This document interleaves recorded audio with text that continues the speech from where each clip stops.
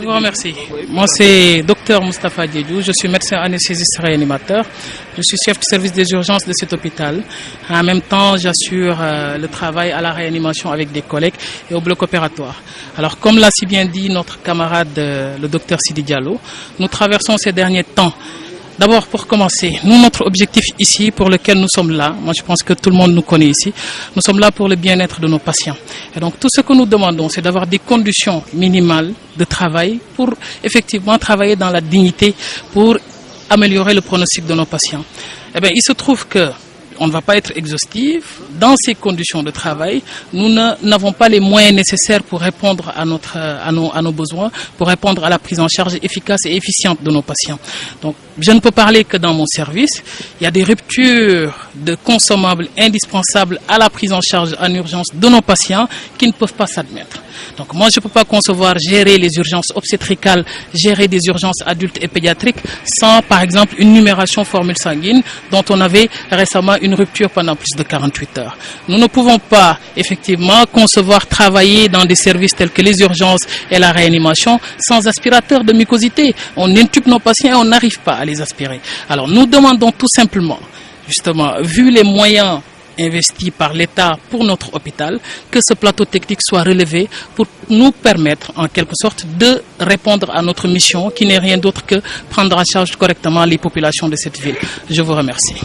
Docteur Ousmane Gueye, je suis le directeur de l'hôpital régional de Saint-Louis. Alors, directeur, après une pause, une accalmie de près de 2 ans, voilà que les syndicalistes déterrent la hache de guerre.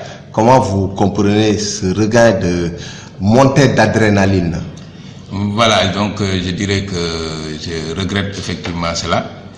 Et il s'agit effectivement des gens qui, au lieu de se mettre devant la population sénégalaise et saint-louisienne particulièrement, leur dire les véritables mots de l'hôpital, mais ils se barricadent derrière des choses qui n'existent pas pour parler. Mais tous les saint-louisiens savent que, quoi qu'on puisse dire, malgré la difficulté, la dureté de la vie, les choses ont beaucoup changé dans cet hôpital. Mais il s'agit aujourd'hui d'un retard de paiement d'une motivation. 2 mois. 2 mois. Contrairement à ce qu'ils disent, je ne leur dois pas 2 mois de motivation ni aucun mois de salaire. Je leur dois uniquement 1 mois de motivation. Et ça se comprend. Depuis 2 ou 3 mois, ils n'ont pas travaillé du tout. Et on est en train de se débrouiller pour les payer. Tout le monde sait, aujourd'hui, nous sommes des pères de famille. On sait qu'on va vers la Tabaski, il y a des difficultés. Mais il ne faut pas perdre son sang-froid pour effectivement ameuter la population, ameuter le pays, pour dire que ça ne marche pas. C'est comme si aujourd'hui l'hôpital de Saint-Louis ne marche pas et est malade. Ils disent que beaucoup de milliards ont été injectés et que ça n'a pas été utilisé à bon escient. Ils disent même que c'est une nébuleuse autour de ces fonds. Mais je suis très très content quand on parle de ça. Parce que nous avons eu une subvention de l'État concernant le CEPOM de 844 millions. C'était depuis 2015. Et depuis 2015 jusqu'à présent, cet argent n'a jamais été utilisé, ce qu'ils disent. Depuis 2015, nous achetons de l'équipement. Et ces expressions de besoin ont été faites par eux-mêmes. Les spécifications techniques faites par eux-mêmes. C'est une cellule de marché qui est installée au niveau de l'hôpital, une commission de marché au niveau de l'hôpital. Le directeur, ni de loin ni de près, ne fait partie de la commission marché ni de la cellule marché, ne n'attribue pas, ne commande pas de matériel. Et c'est eux qui ont réceptionné et c'est eux qui ont utilisé les machines.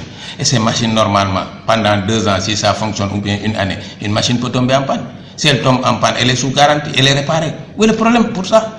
Pourquoi à Saint-Louis, les gens veulent se singulariser? Au lieu de parler de véritables problèmes, ils ne parlent pas de véritables problèmes, mais se singularisent autour d'une personne. À la limite, moi je me dis, c'est un problème de personne. Parce que si le directeur qui est là, qui tient tête à ces syndicalistes qui pensent que l'hôpital les appartient, ça pose problème. Voilà, je crois que c'est ça la réalité. Aujourd'hui, il convient de dire à ces syndicalistes de retourner et de travailler.